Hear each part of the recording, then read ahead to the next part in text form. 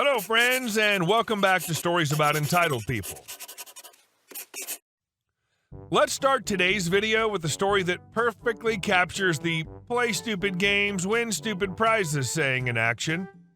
But before we begin, best way to support our channel is to leave comments, like, and subscribe with the turned on bell so you don't miss the new video every single day. Here we go. You want me to work 9 to 5? Got it. I work on a case with people from many different areas. Most of the people on the case work in a time zone that's 3 hours ahead of mine.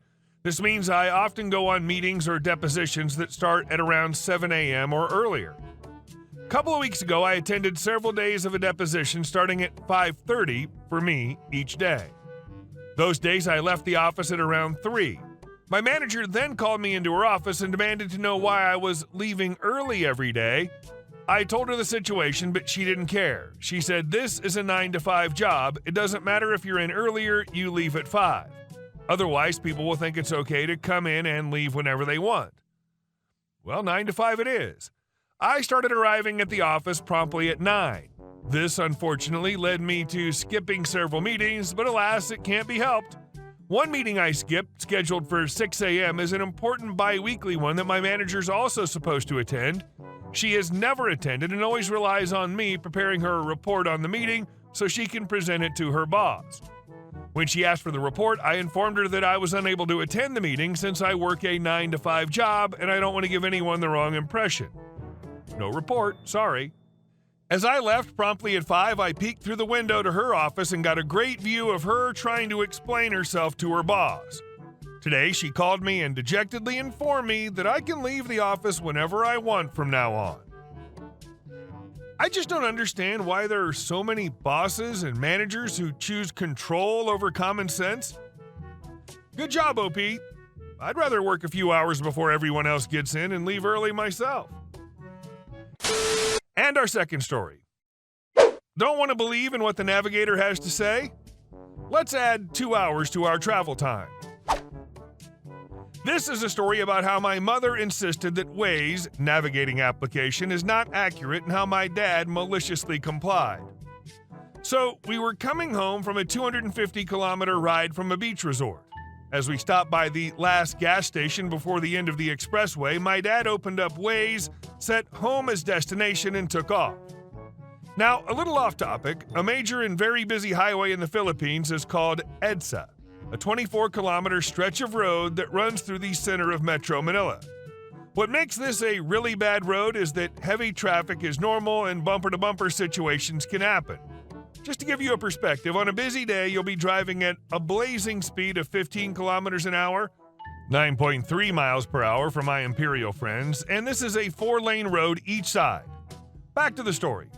As we were approaching the roundabout that Waze showed us, my mother retaliated, saying, "Don't believe in that Waze, it's not accurate. What's wrong with going our usual route?" My dad explained that the difference in travel time was 2 hours and it's only 5 kilometers longer. My mom still insisted that it wasn't worth it and we should drive this way, pointing to the traffic jam as far as the eye can see. My dad, being really tired of her complaining, decided to give in and show her what was faster route she wanted him to drive through. The fallout. We ended up spending 2 hours in stop-and-go traffic, and to those Redditors who drive, you know how tiring this can get because you have to press the brakes for just under 2 hours straight.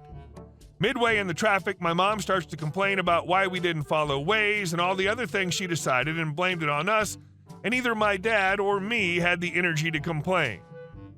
Unsurprisingly, she didn't say sorry because it was my dad's fault for listening to her instead of the navigation. Mom, I don't hate you, I just hate the things you do from time to time.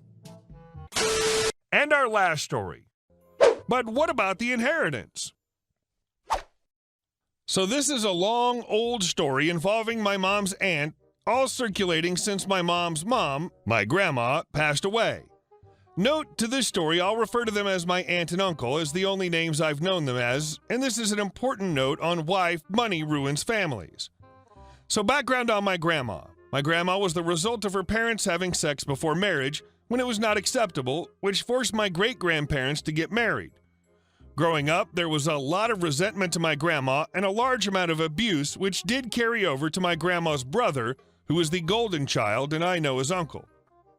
My grandma was pretty much told as soon as she was old enough she needed to get married so that she'd no longer be their problem. Soon as my grandma turned 18, she got married into her own abusive marriage. Soon as my grandma left him, she was left with nothing and had to go home to her parents. During this time in her life, her own parents made it aware that once she was married, she was her husband's problem and had changed their will so that the only person getting any money should they die would be uncle. My grandma's upset, but accepts it anyway. Take 10 years later, my grandma is remarried to my grandfather who treats her right, but they struggle to get pregnant, while her brother is married to his wife who's gloating that each time my grandparents come home after having a stillborn, she has a perfectly healthy baby, with each nursery for said child paid for by both grandparents. Just after the last gloat, my grandma gives birth to my mom, and both uncle and aunt worry about the inheritance after great-grandfather's health takes a swan dive. Great-grandfather passes away, and apart from a cheap pocket watch my grandma gets, she's left out of the will or any of the money given, while uncle is literally gloating about how he can now afford his dream house. My grandma cuts a large amount of contact out through the amount of hurt they're causing. Fast forward now 15 years, and my great-grandmother's health is in real decline, and uncle and aunt are talking about divorce as they'd spent the money great-grandfather had left them and her own parents' money. My grandparents were freaking out at this point about her declining health and making sure she's not in pain, while aunt openly says she hopes she doesn't pass away as she needs cash. Yep, classy people. Anyway, great-grandmother, before she passes away, tells my grandmother that she hadn't wished to change her will to leave her out and had been forced to and handed her a wad of money without telling her that, while she wished my grandmother had a better mother, she had been the biggest mistake in her life. My grandma got her final happy moment with her mother, but also a kick in the balls.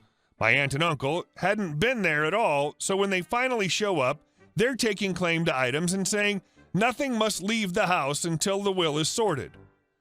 Here comes the part of the title. My grandma is the only one to try and sort out some sort of funeral for her and hope the will would allow her some cash to bury her.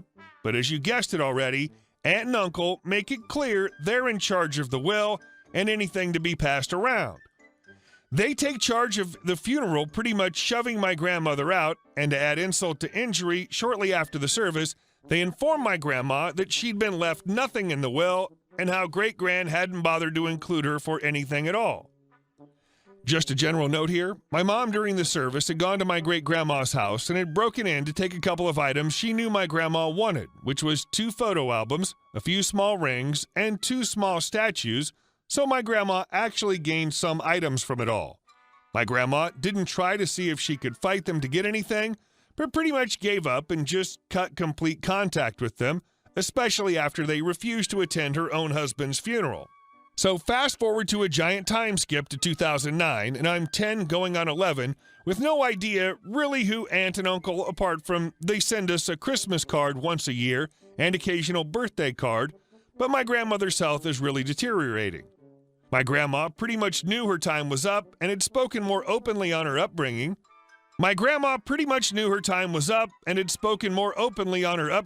Her family life, and who uncle and aunt were.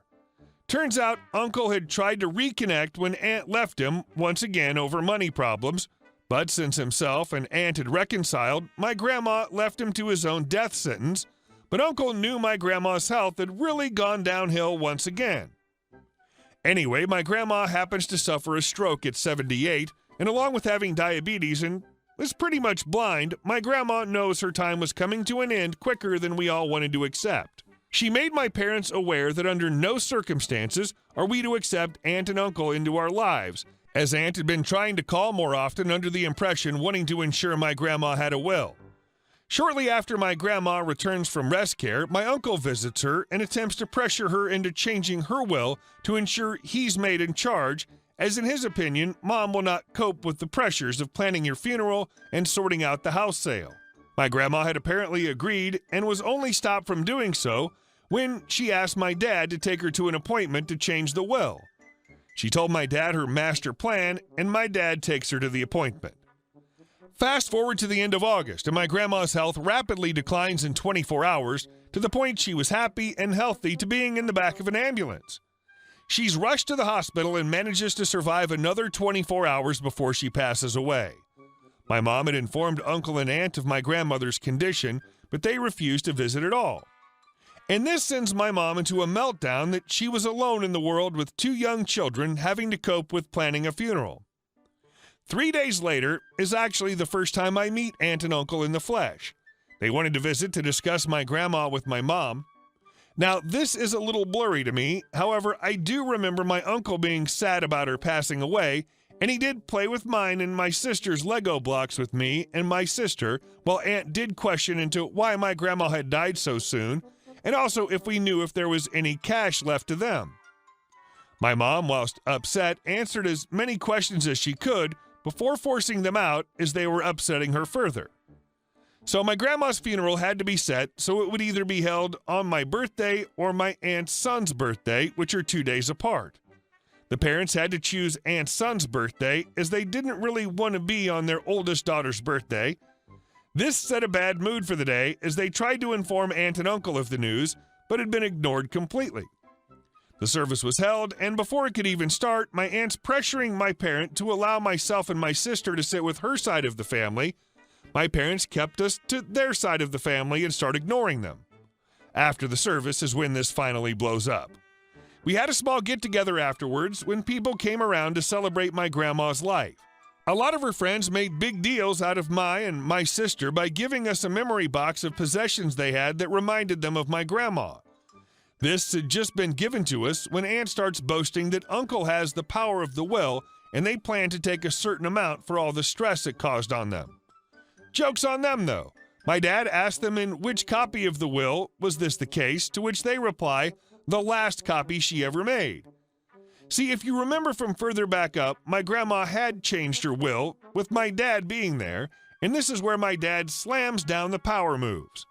The changes had been to give my mom and dad full control, a small amount to be set aside for me and my sister, and the grand total of 10p to be given to aunt and uncle. Oh, and if they contested the will, they got nothing. Nothing at all.